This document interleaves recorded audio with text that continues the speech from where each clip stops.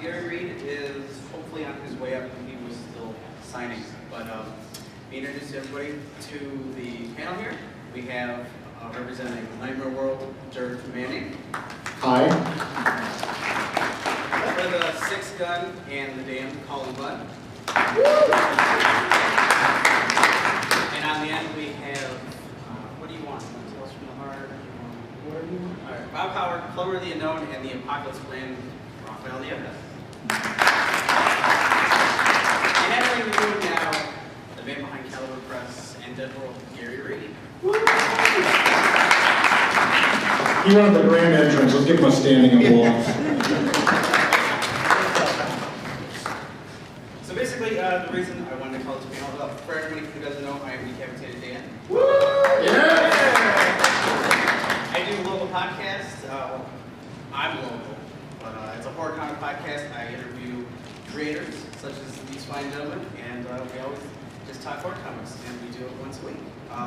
Basically, what I wanted to do here was talk about what's going on in horror comics today. You know, we have a lot of subgenres spinning off, you know, and see why you guys are still writing what you write, especially because, you know, we're down to like 10% of the market now, you know.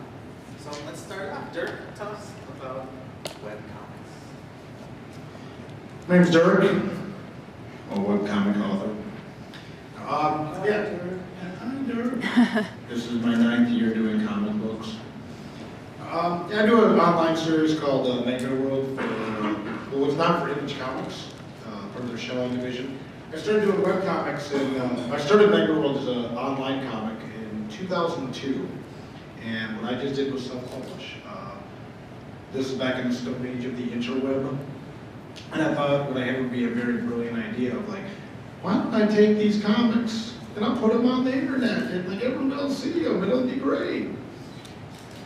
What happened is we started posting Nightmare World online, which is a series of 52 different short stories. Each story is doing our team.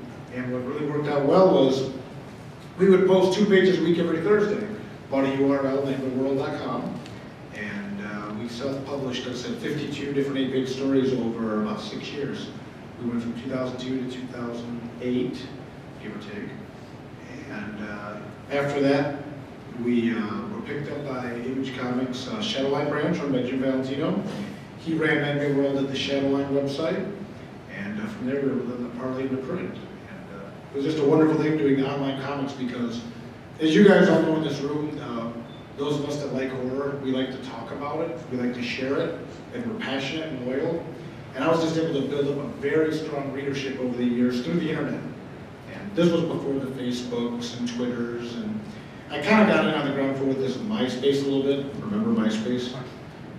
It was like so awesome for like a year. But no, the internet was just really good because it allowed me an opportunity to get my work out there. Back in 2002, no one really wanted to touch what looked like a horror anthology. It's like, dude, Dirk, horror comics are like dead, man. I know, and no pun intended.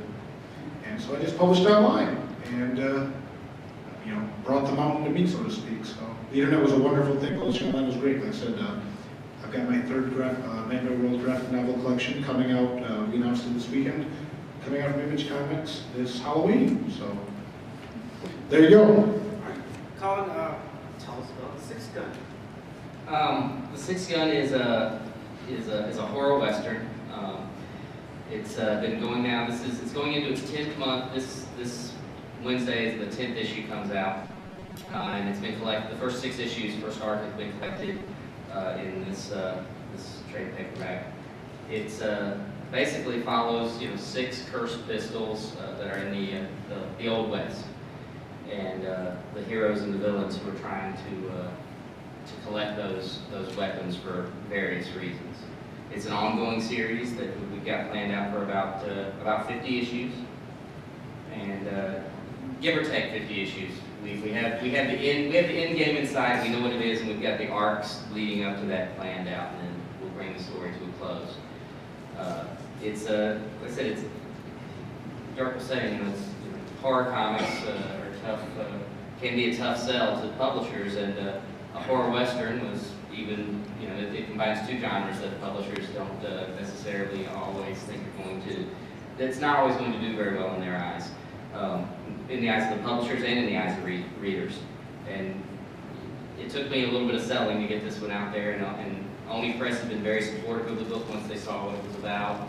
Once they saw what we were doing with it, they really got behind the book. They released the first issue on Free Comic Book Day last year. So it got a lot of exposure to a lot of people who may have never picked up the book to begin with. And that's one of the things, people who are reading this are saying, I don't usually like horror comics, and I don't usually like westerns, but I like this. And it just goes to show those genres, both the horror genre, there's a lot of stories to tell, and a lot of styles of stories to tell. And I think a lot of people picture one type of story versus, you say horror and they have one thing in their mind, and they don't picture that there's so many, there's such a diverse genre. So it's been very gratifying to see the people who say, I don't usually read books like this, but I like this book. How about you, Raph? What do you want to say about Bob Howard and your style of horror writing? My style of horror. Bob Howard is we just released the second issue here at C2E2. Bob Howard is the story of a plumber who doesn't speak, and carries a huge wrench, and he battles monsters, Cthulhu-like creatures that emerge from the netherworld. It's a fun story. People who see it and flip through the book respond to it really well. And I like doing it very much. Thank you. It's hard to do. I don't have the good fortune Cullen does in having a publisher like Oni support what I do. We self-publish Bob Howard, and I hope to find a publisher one day who will pick it up and love it as much as I do. But the people who do find the book via Facebook, via the blog, or just coming to conventions, seem to enjoy it quite a lot. And I love talking to people about my book and about horror, and the only way to really do it is to do it at these conventions.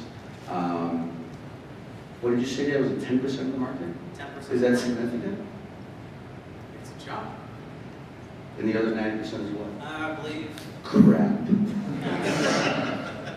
I'm assuming you're all here because you like horror comics and you're not just waiting for the next panel to start.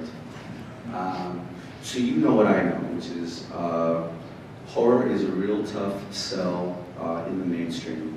And the people who read horror comics, who buy horror comics, and know that what we do is done primarily for love of the genre. And so, in as much as you're here, you allow us to be here. And without you, this would be one empty ass table. That's all I gotta say. Thank you. That's it. All right. Gary, you tackled the big horror genre, zombies. Yeah, I do Dead World, which is actually...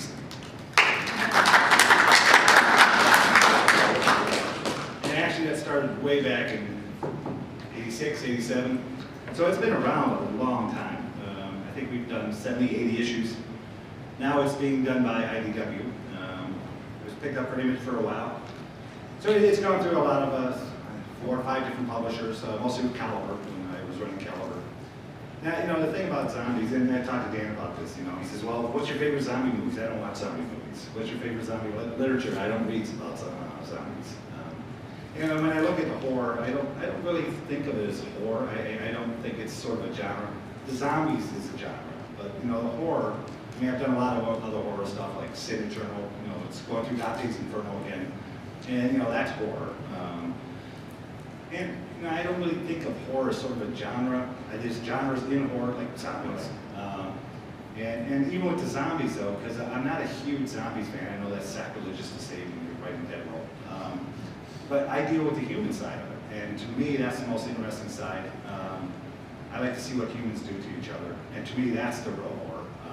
I'm not into splatter movies or anything like that. It's the surface horror, I guess. To me, it's just surface horror. I like to go deep down more with what people do.